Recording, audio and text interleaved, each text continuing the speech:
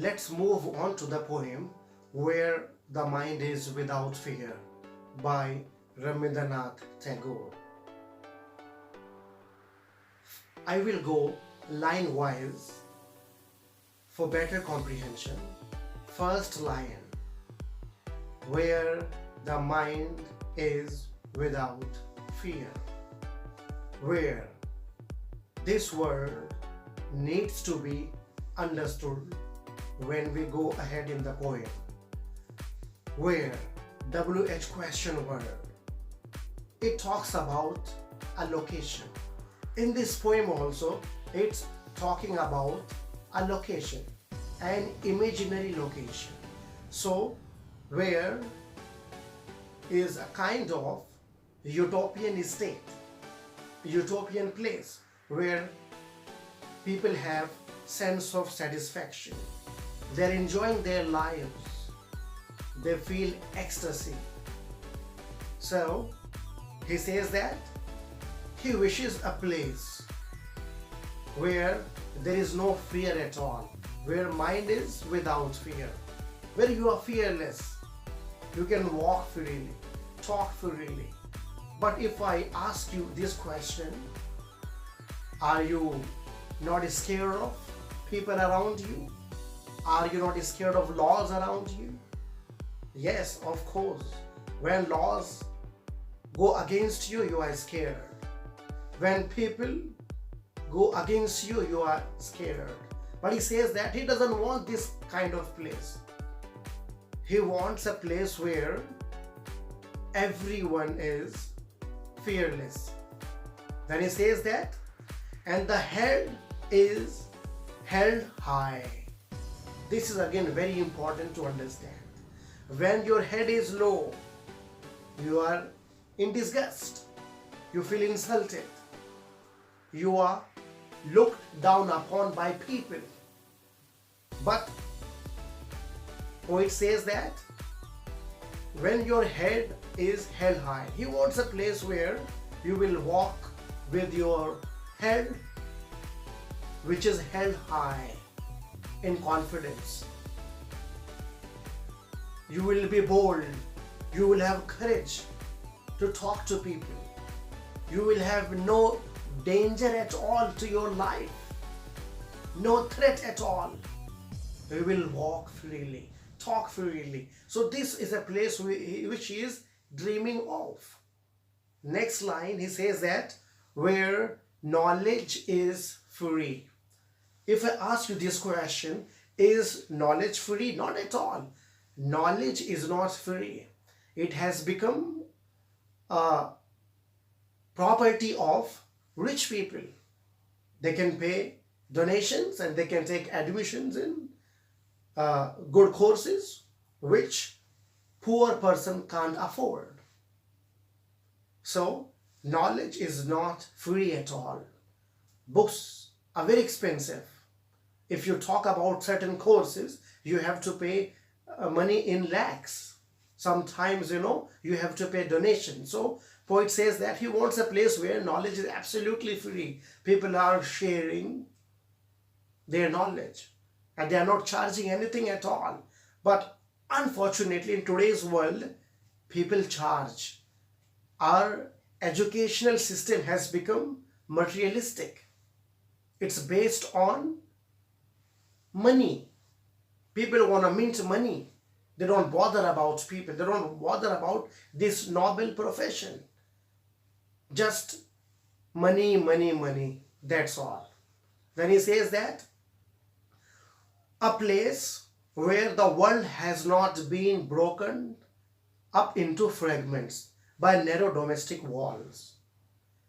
This line is very important to understand. He says that he wishes a place where the world has not been broken into small, small pieces. How? By narrow domestic walls. People have created walls everywhere. Internationally, we have walls. Nationally, we have built walls. State-wise, city-wise, locality-wise. Even in your locality, in your neighborhood, we have created certain walls. What are these walls actually? These are symbolic of our narrow and limited outlook. We are not broad-minded. We hate people. We don't want them to come close to us. We fear if they ask us something from us. So this is the fear. And this fear does not allow us to go close to them. So he says that walls should be removed. And where will it be removed according to him? A place which he wishes for. It's kind of gentle prayer by Rabindranath Tagore for the betterment of this world. Then he says that where words come out of the depth of truth, where everybody is talking truth, nobody is lying, nobody is cheating, and nobody is cheated upon. Unfortunately, this is not the case with us. You see everywhere people are talking nonsense, they are cheating. I'll give one example of social media, one of the pillars of society. What is happening over there? Unwanted news channels have been set up and they are spewing venoms against society, against particular sect of community. They are not talking about the betterment of people's life. So he says that where words come out of the depth of truth, everybody is talking truth. Nobody is cheating on anyone. Then he says that where a place where tireless striving stretches its arms towards perfection. Nobody is perfect. But if you do hard work, he says that striving tirelessly, when you do work diligently, when you are working tirelessly, what will happen? You will go close to perfection. You can't be perfect. Nobody is perfect, but at least you will reach towards perfection according to Tagore. Then he says that where the clear stream of reason has not lost its way, the clear stream of reason, thinking rationally, thinking logically, thinking intellectually. Are we doing that? Not at all. We are following things blindly. Somebody says something to us and we believe blindly. This is the problem with us. We are getting ready-made information. There is huge influx of information towards us, towards people. But what to take, how to take, that's very important one. So the clear stream of reason should not be lost according to Tagore, where his imaginary place, utopian state. Then he says that this river stream has not lost its way into the dreary desert of dead habits. Dreary, gloomy, dark desert. So, and what are dead habits? Dead habits are the habits which are outdated. For example, if you see the differences, if you see class conflict, this was socially, culturally motivated. But now also we have clashes, we have differences.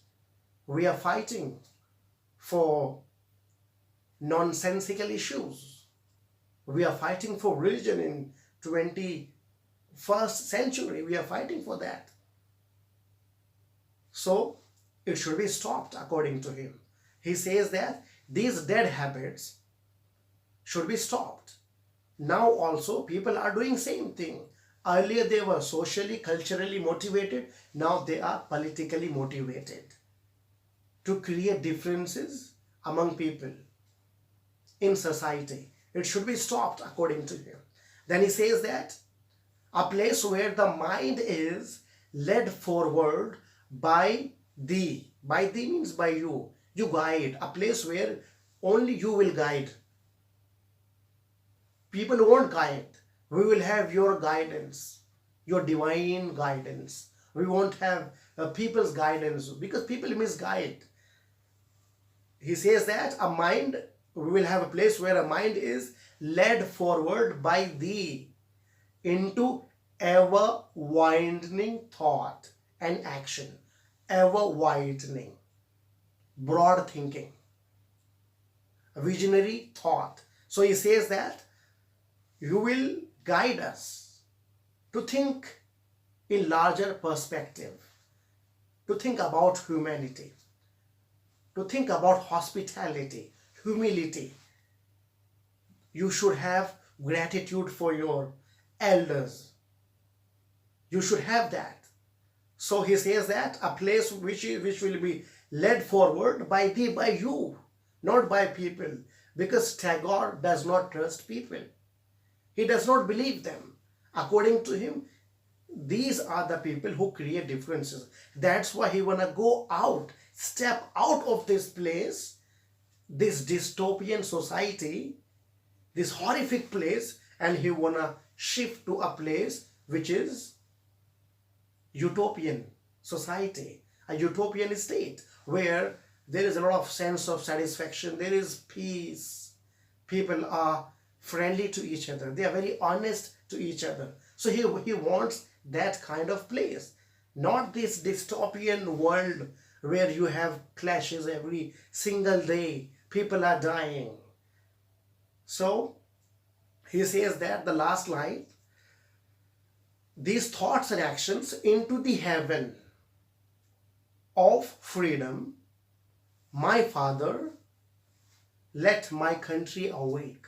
Then he says that these thoughts and action should go into heaven of freedom. So you should not just think about in a very limited perspective. Think beyond that. You must have freedom of speech, freedom of giving your speech, and you must not be scared of anyone. You should not have fear at all. But is this happening in today's world? No, not at all. It's not happening. So here he says that we should have freedom, heavenly freedom. As we believe that when we will go in heaven, there we will have no restrictions, no limitations at all.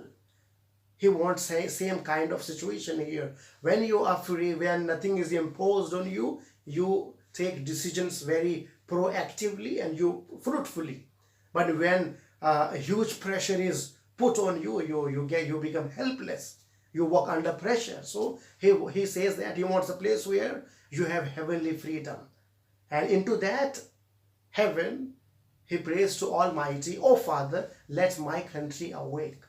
His country, India. But he is not talking just about India in general. He's talking about world in general and India in particular. So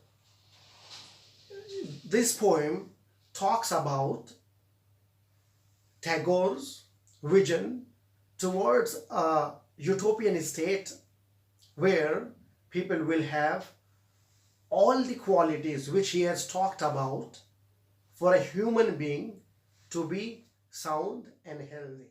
Thank you very much.